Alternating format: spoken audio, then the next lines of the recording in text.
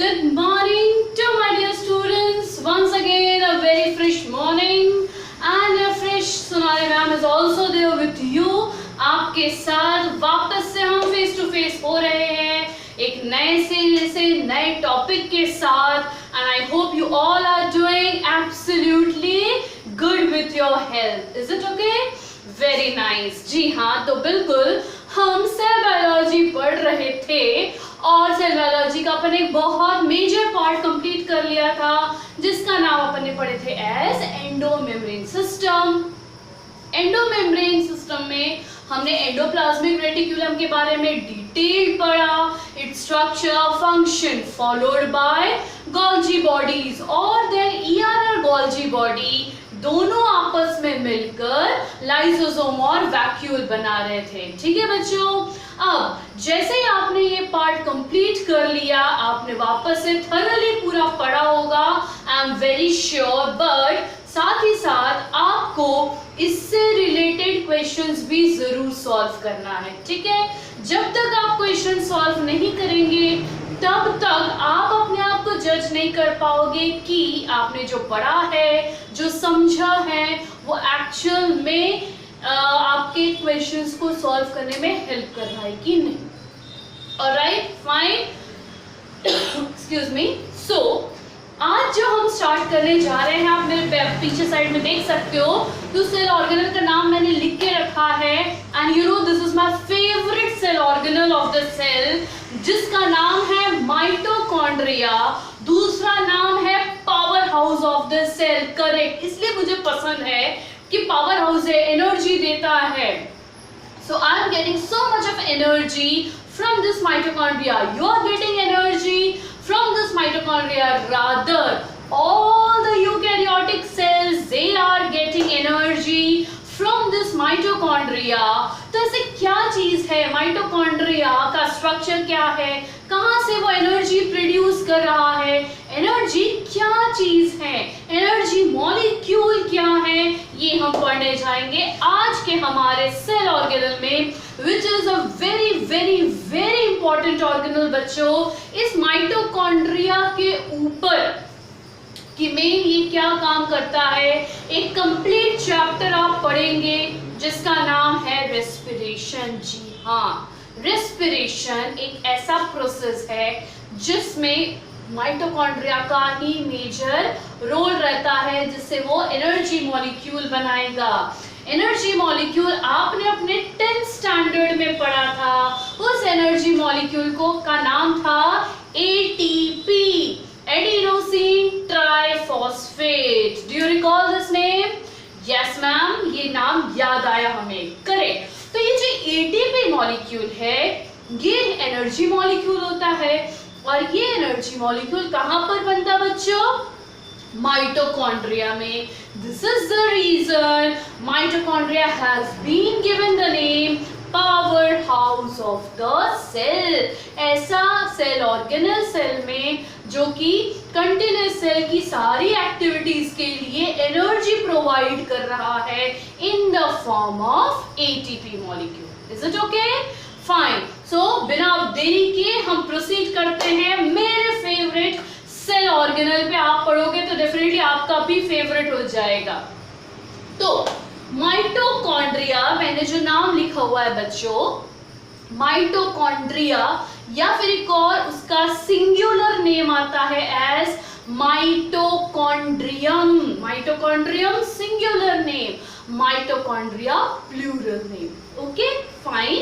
इसको जब ऑब्जर्व किया सेल के अंदर तो क्या देखा कि सभी सेल में माइटोकॉन्ड्रिया का नंबर एक जैसा नहीं होता, डिपेंडिंग अपॉन सेल एक्टिविटी कि वो सेल कितना एक्टिव है, कितना ज्यादा काम कर रहा है, कितना ज्यादा उसमें रिएक्शंस हो रहे हैं, मेटाबॉलिज्म हो रहा है, उसके बेसिस पर नंबर ऑफ माइटोकॉन्ड्रिया प्रेजेंट रहता है सेल में।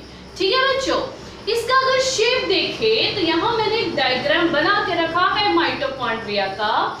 शेप वाइज हम देखें तो it's not completely circular, it is slight bit oval in shape, alright? तो shape wise it is slightly oval in shape and slightly Oval या rectangular in shape का आपको मिलेगा। एंड नंबर वाइज ध्यान रखिएगा कि वो सेल जो सबसे ज्यादा एक्टिव होते हैं उनमें माइटोकॉन्ड्रिया का नंबर ज्यादा होता। ऑन द अदर हैंड वो सेल्स जो कि जिनका काम थोड़ा कम होता है, for example reproductive cells. Reproductive cells को एक और नाम दिया जाता है जर्म सेल्स। इनका मेन काम है गैमीट बनाना।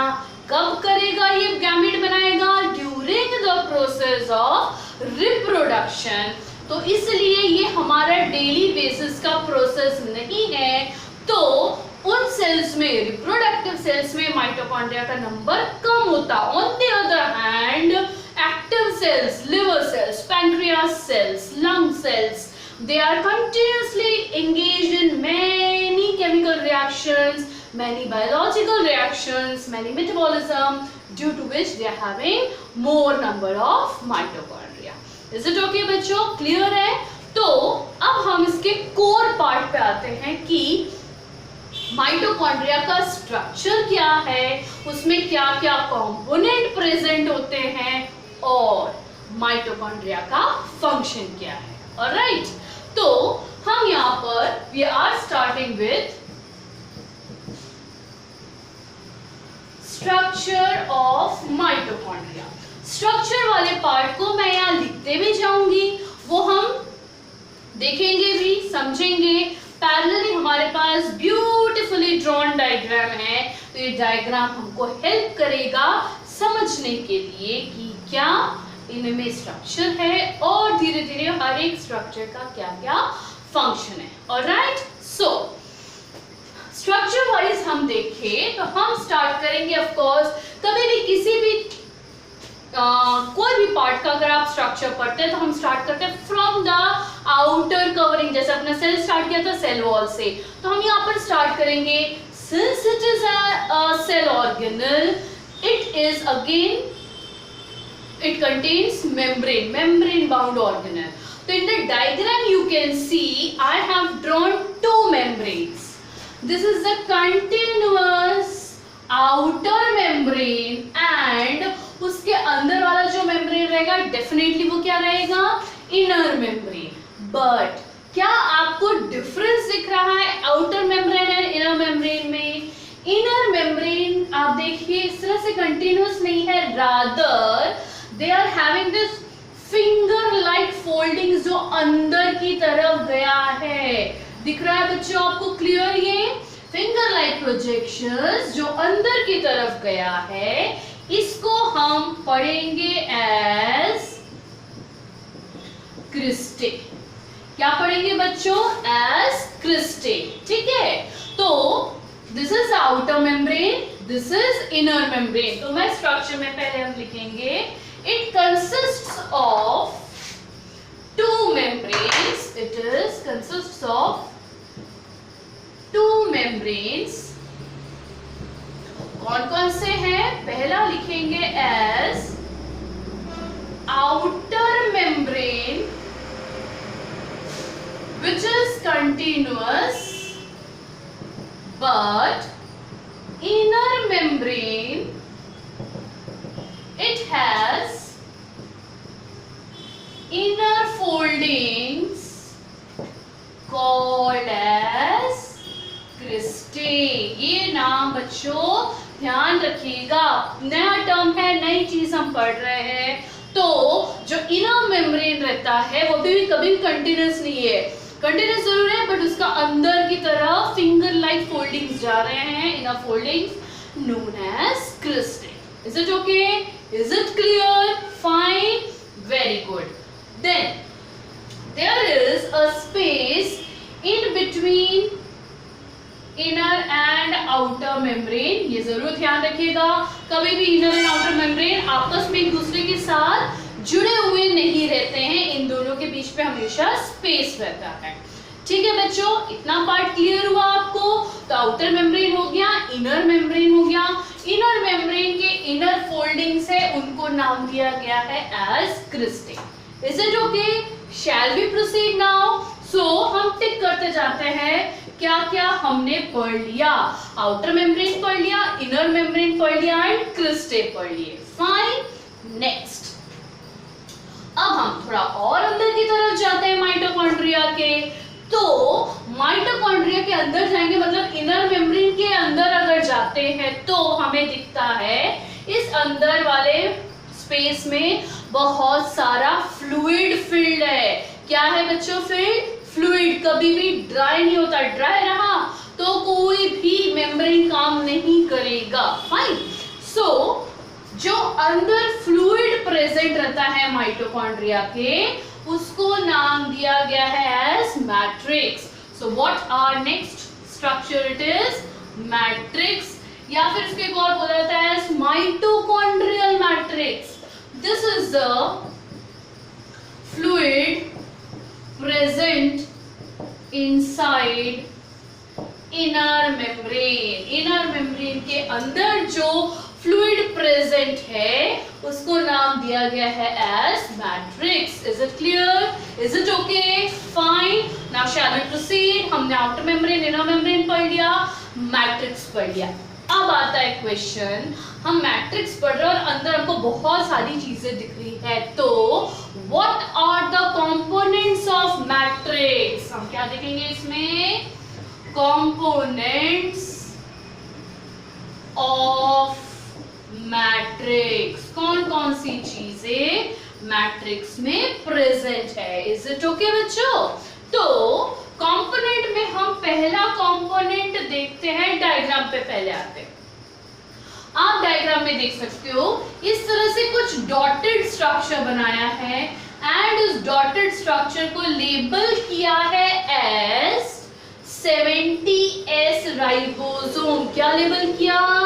70S ribosome. अब आप बोलोगे मैम हमने राइबोसोम तो जरूर पढ़ा, ठीक है, सुना हुआ है एटलीस्ट, नहीं 70S क्या चीज है? तो फिलहाल के लिए बच्चों अभी आप सिर्फ याद रखो कि क्या है वो dotted structure. It is a ribosome. किस टाइप का है? That is of 70S। जब हम राइबोसोम पढ़ेंगे तब अच्छे से समझेंगे 70S ये नंबर किस लिए दिया, S लेटर जो है वो क्या डिनोट करता है। But for now simple, in the matrix of mitochondria you can see many ribosomes of 70S type. Alright, clear? Fine, बिल्कुल टेंशन नहीं लो, कंफ्यूज मत हो। क्या होता है 70S? ये हम कब समझेंगे? मैंने आपको कहा राइबोसोम। हर एक चीज को समझने का अपना एक टाइम होता है, पता है बच्चों? तो अभी जरूरत नहीं है, अभी इसको समझेंगे तो माइटोकॉन्ड्रिया भूल जाएंगे, ठीक है? जब राइबोसोम पढ़ेंगे तब आएगा कि क्या होता है 70S। Well, so the first component, many ribosomes are present which is of 70S type, और इसका मेन काम होता है इन प्रोटीन सिंथेसिस। बच्चों जो राइबोसोम्स होता है वो ध्यान रखिएगा, उसका सिर्फ और सिर्फ एक ही काम होता है, उसको भरपूर मात्रा में क्या बनाना रहता है? प्रोटीन। जब भी प्रोटीन सिंथेसिस की बात आए तुरंत बिना सोचे समझे protein synthesis ribosome, power house of cell mitochondria, ऐसे ही याद रखना। आपने आरईआर में भी पढ़ा, उसमें राइबोसोम प्रेजेंट है उसके सरफेस पर और उसका काम था protein synthesis. Alright, that means wherever ribosomes are present the main function of ribosome is protein synthesis. और फाइन, ये वाला कंपोनेंट क्लियर हुआ। अब आते हैं अपन सेकंड कंपोनेंट पे। सेकंड कंपोनेंट क्या अपन देख सकते हैं? ये वाला स्ट्रक्चर, ये बड़ा सा आपको दिख रहा है ऐसा सर्कुलर, बट दो लाइन बने हुए हैं सर्कुलर में, रादर दो सर्कल आप देख पा रहे हैं, और उस स्ट्रक्चर को मैंने लेबल किया है as naked circular DNA. In short simple अभी पहले समझेंगे कि ये जो बना हुआ है स्ट्रक्चर जिसमें दो सर्कल बने हैं, that is nothing but which structure? That is DNA. Okay, अब आप देखिए राइबोसोम की अगर हम बात करें तो राइबोसोम आपको बहुत सारे दिख रहे हैं, बहुत सारे डॉट्स दिख रहे हैं, that means many ribosomes are there, but in case case of DNA you can see only one structure. आपको कहीं और डीएनए दिख रहा है क्या बच्चों इस डायग्राम में? नो। माइटोकॉन्ड्रिया की एक खासियत है कि उसके अंदर का जो लिक्विड है, मैट्रिक्स है, उसमें बहुत सारा राइबोसोम होता और उसमें एक ही डीएनए मॉलिक्यूल प्रेजेंट होता है। ठीक, कितने मॉलिक्यूल डीएनए के? एक। अब वो डीएनए मॉलिक्यूल कैसा है, किस नेचर का है, तो हम देखते हैं। शेप वाइज अगर हम देखें तो it is circular, you can C circular DNA है। ठीक है, तो चलिए नेचर वाइज हमने लिख लिया पहला पार्ट कि it is circular. Fine ma'am, ये तो दिख रहा है, हमको समझ में आ रहा। फिर यहाँ एक वर्ड लिखा है नेकेड। नेकेड का मतलब उसके बाहर कोई और कवरिंग नहीं है। मेनली डीएनए बच्चों कहाँ प्रेजेंट होता है? न्यूक्लियस के अंदर प्रेजेंट होता है और उसके आसपास कुछ प्रोटीन पाए जाते हैं। बट इस केस में डीएनए के आसपास कोई भी प्रोटीन नहीं है, इसलिए कौन सा टर्म यूज हुआ है? As naked. So it is circular, naked. और यहाँ सर्कल वाइज हम देखें तो कितने सर्कल दिख रहे हैं? दो, एक आउटर और एक इनर दिख रहा है। उसको नाम दिया जाता है as double stranded. Double stranded. ठीक, बेसिकली स्ट्रैंड का मतलब इस तरह से दो स्ट्रेट स्ट्रक्चर। ठीक, बट डीएनए जनरली ऐसे कई बार स्ट्रेट देखने को मिलेगा। डीएनए में हमेशा दो स्ट्रैंड्स प्रेजेंट होते हैं, दो ऐसे इलोंगेटेड स्ट्रक्चर प्रेजेंट होते हैं।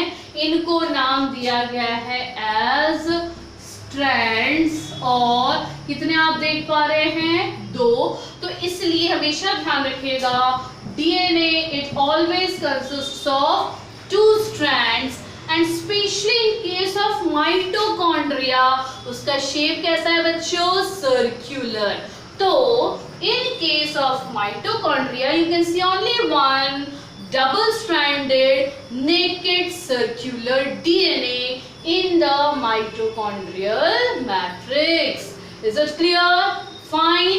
तो हमने माइटोकॉन्ड्रियल मैट्रिक्स में दो चीज देख लिया। क्या क्या?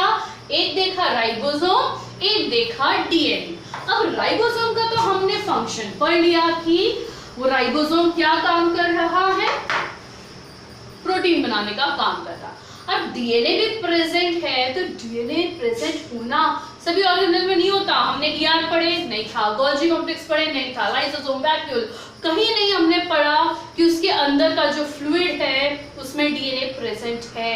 But in case of mitochondria you can see the presence of DNA, so that means it must be playing some very important role. All right, let us see now the function of DNA.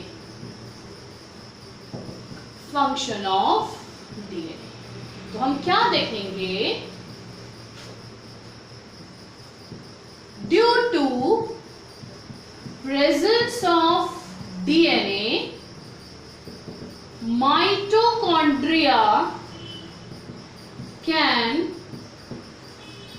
replicate or else duplicate or else increase its number. क्या लिखा मैंने?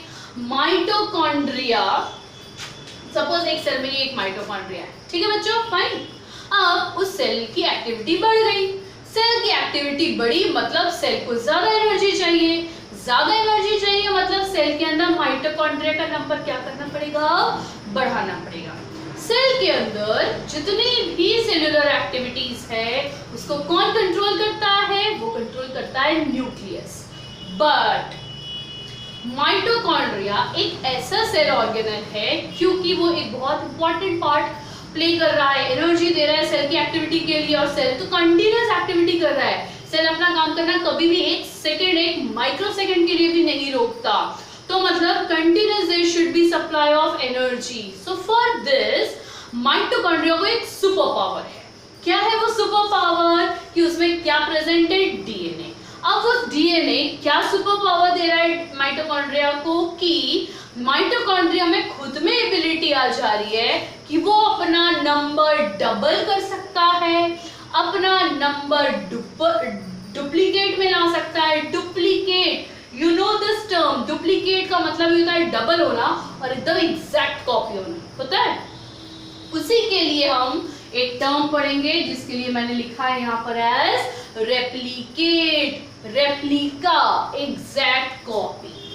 तो mitochondria can divide on its own, can increase its number on its own because of the presence of which molecule, DNA molecule, ठीक है।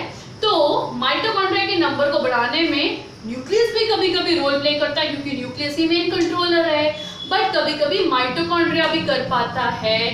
So because of the presence of DNA, mitochondria has been given one more name as semi-autonomous or else self-replicating organelle। बच्चों ये point तो मतलब किसी भी हाल में भूलना नहीं है, इतना ज्यादा इंपॉर्टेंट है। जब भी आप पढ़ो, एनसीईआरटी में पढ़ो, आपके नोट्स में पढ़ो, इसको अंडरलाइन करो और उसके पास 5 स्टार लगा। इतना इंपॉर्टेंट है कि माइटोकॉन्ड्रिया को क्यों सेमी ऑटोनॉमस या सेल्फ रेप्लिकेटिंग ऑर्गेनल बोला है। पहले तो इन टर्म को समझो। Semi, half, autonomous means independent. Mitochondria पूरी तरह से न्यूक्लियस के ऊपर डिपेंडेंट नहीं है अपना नंबर इंक्रीज करने के लिए, वो खुद भी अपना नंबर इंक्रीज कर सकता है। Why? Because of which molecule? Because of DNA molecule. Alright? At the same time, because of this property, उसको एक और नाम दिया है self replicating, self खुद से, replica, duplicate, exact copy बनाना। ठीक? Is it clear? वो term clear हुआ, फंडा क्लियर हुआ कि इसलिए माइटोकॉन्ड्रिया को सेमी ऑटोनॉमस या सेल्फ रेप्लिकेटिंग ऑर्गेनल बोला गया because of the presence of double stranded circular naked DNA. Fine, ER में पढ़ेंगे अपन, गोल्जी बॉडी में, लाइसोसोम में, वैक्यूल में। नो नाम हमने यहाँ पर कहीं भी अपन ने डीएनए नहीं पढ़ा, इसलिए कहीं भी ये नाम भी नहीं पढ़ा। सो माइटोकॉन्ड्रिया अभी तक के जो पढ़े हैं इसमें it is the first organelle which contain its own DNA because of which mitochondria it is semi-autonomous or self-replicating organelle. Fine, clear? Alright बच्चों, I'm giving you 5 seconds. जल्दी से इतने सारे पॉइंट को रिवाइज करो, फिर हम देखते हैं माइटोकॉन्ड्रिया में और भी क्या चीजें प्रेजेंट है। और माइटोकॉन्ड्रिया का सबसे इंपॉर्टेंट स्ट्रक्चर जो हमने अभी तक डिस्कस नहीं किया, वो ये ऐसे छोटे छोटे से जो पार्टिकल बने हैं वो है। ठीक, just बच्चों 5 second, quick review on these points.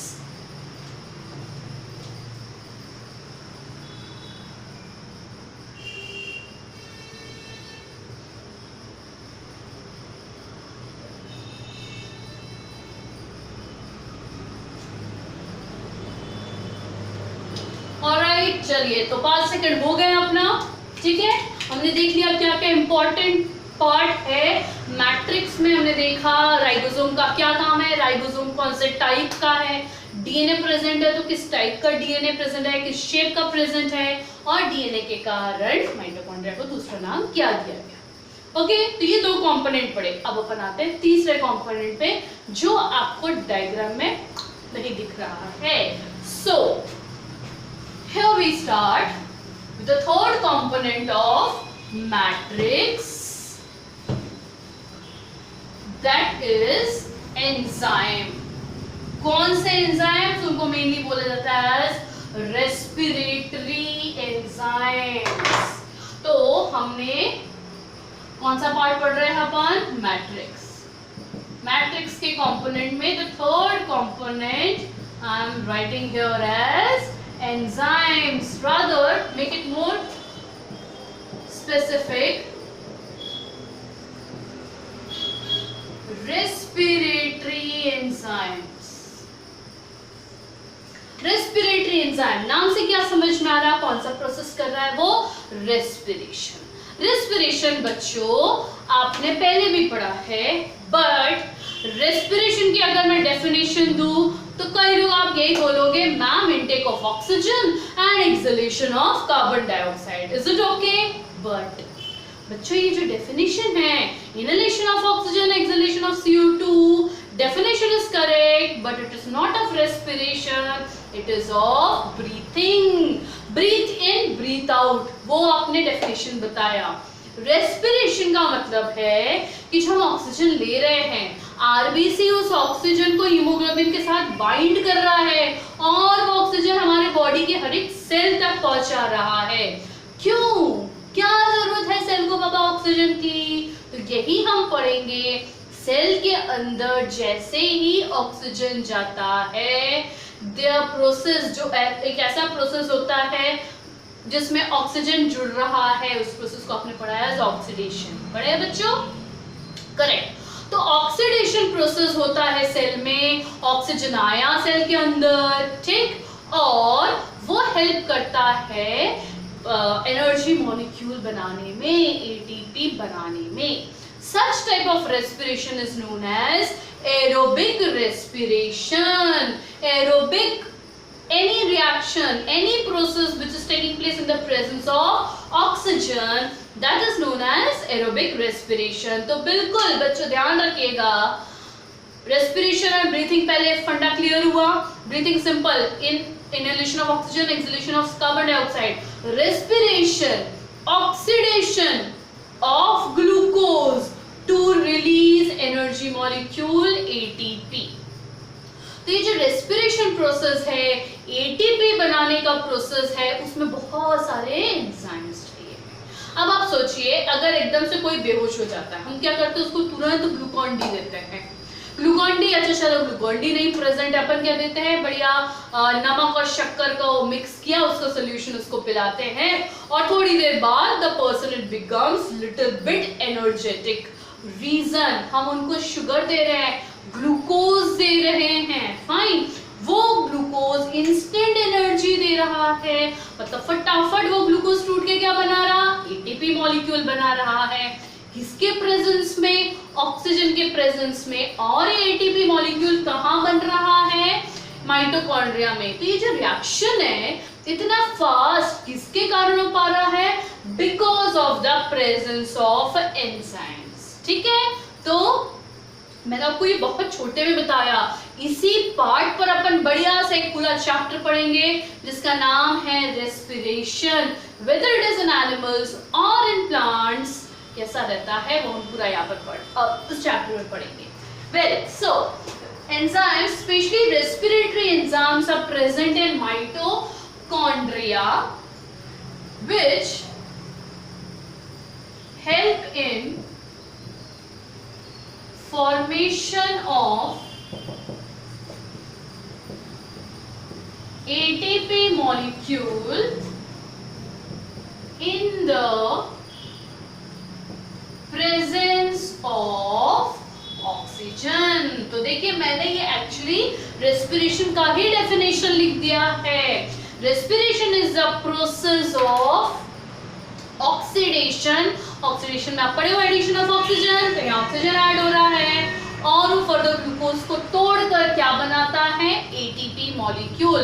बच्चों you have studied in 10th standard कि एक ग्लूकोज मॉलिक्यूल, इसका अगर एरोबिक रेस्पिरेशन होता है तो वो 38 एटीपी मॉलिक्यूल देता है, और एनारोबिक रेस्पिरेशन में एक ग्लूकोज मॉलिक्यूल 2 एटीपी देता है. पढ़े ये पॉइंट? एग्जैक्टली दैट मींस वो ग्लूकोज मॉलिक्यूल फर्दर टूटता है, 38 एटीपी मॉलिक्यूल बना रहा है in the presence of oxygen, and those reactions are catalyzed by many respiratory enzymes, and those respiratory enzymes, they are present in mitochondrial matrix.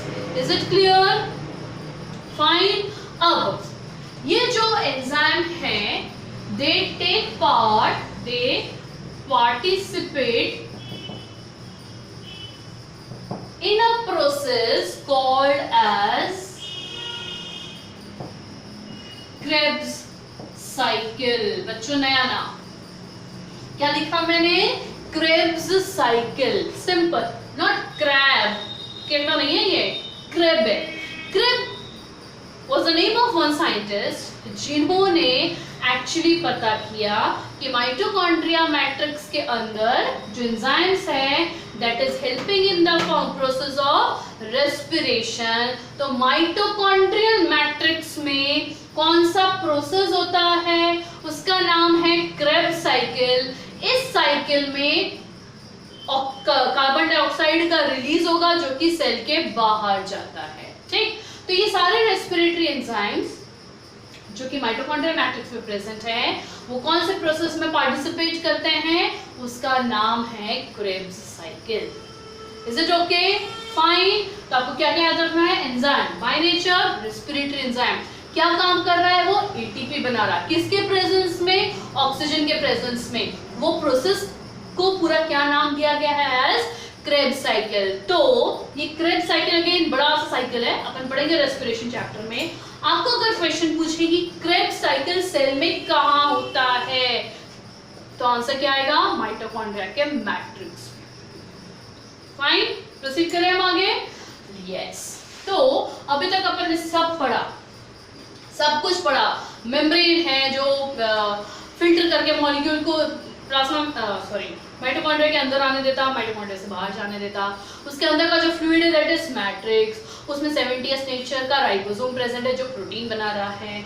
बढ़िया सा circular double stranded DNA present है जिसके कारण mitochondria को semi autonomous या self replicating organelle बोला गया।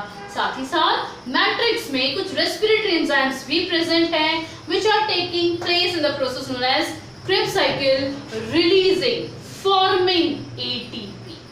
But अपन अभी तक ये नहीं पहुंचे that why mitochondria is known as powerhouse of the cell, या फिर माइटोकॉन्ड्रिया में ऐसी कौन सी जगह है जहां पर एटीपी बन रहा है। अपन बोल जरूर है माइटोकॉन्ड्रिया को पावर हाउस बोला क्योंकि वो एटीपी बना रहा, but the question still remains where the ATP formation is taking place, where in mitochondria.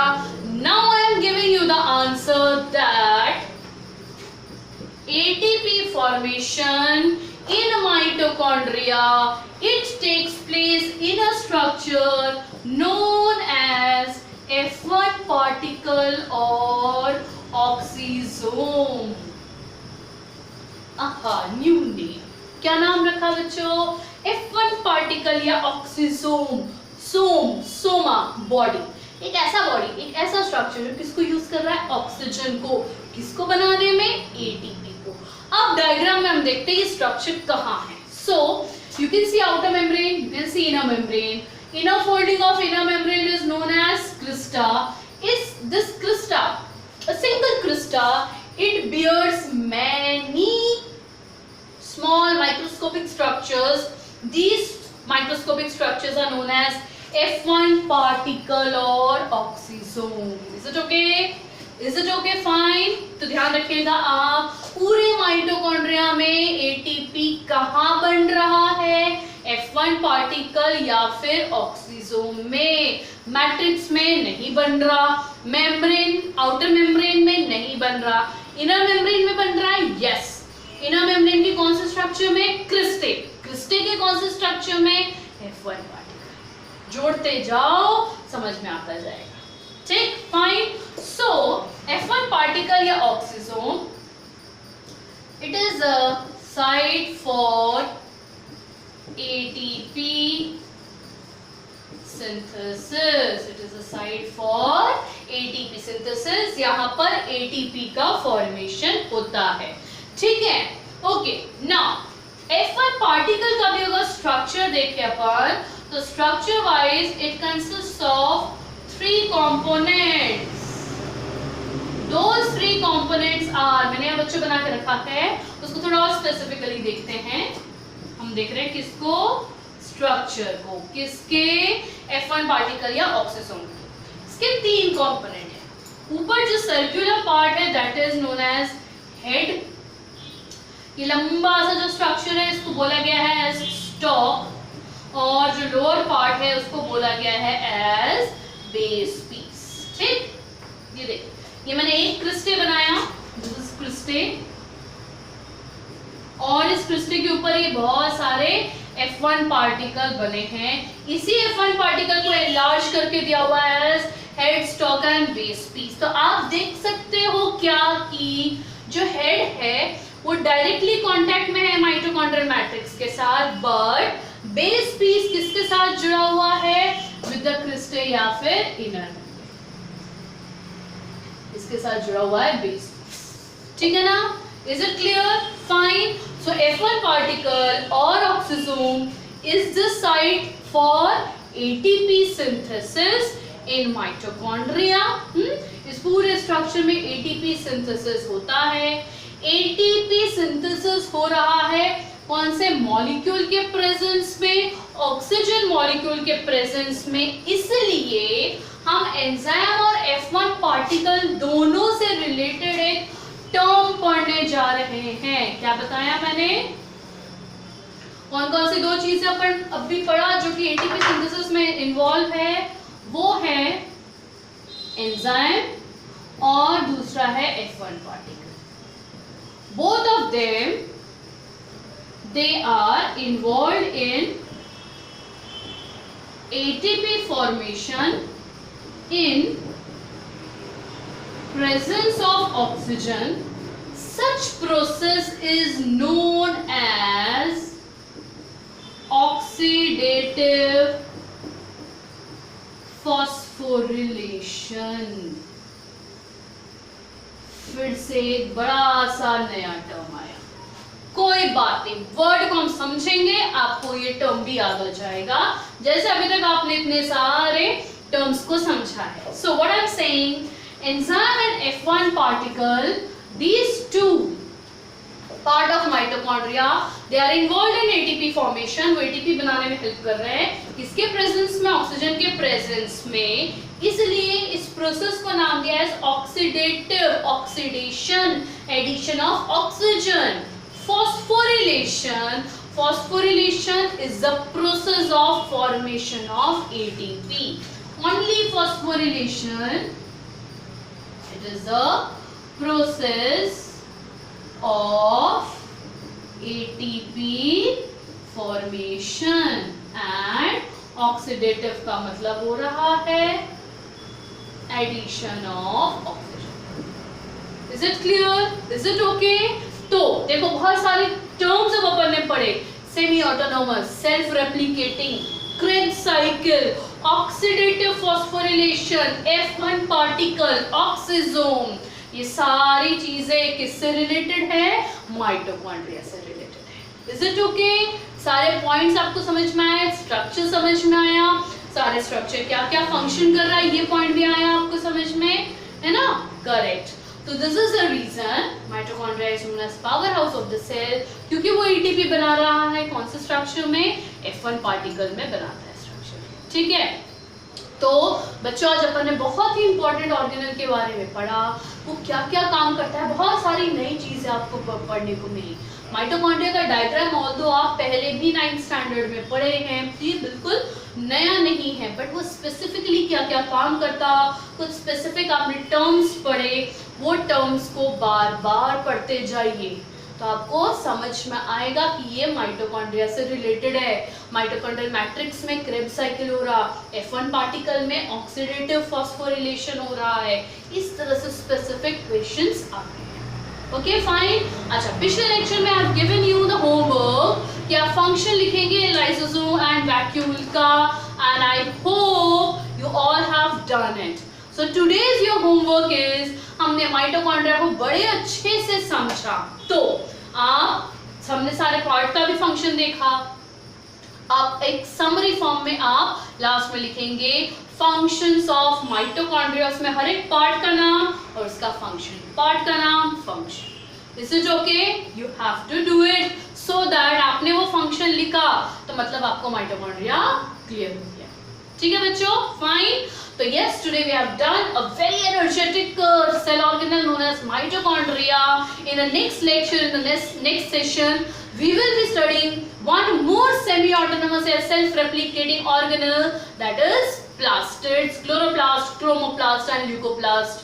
Wow, I must say वो भी बहुत interesting सा session रहेगा। Well, till then इसको अच्छे से पढ़िए, समझिए, फंक्शंस लिखिए और साथ ही साथ खुश रहिए, remain very healthy. Thank you so much.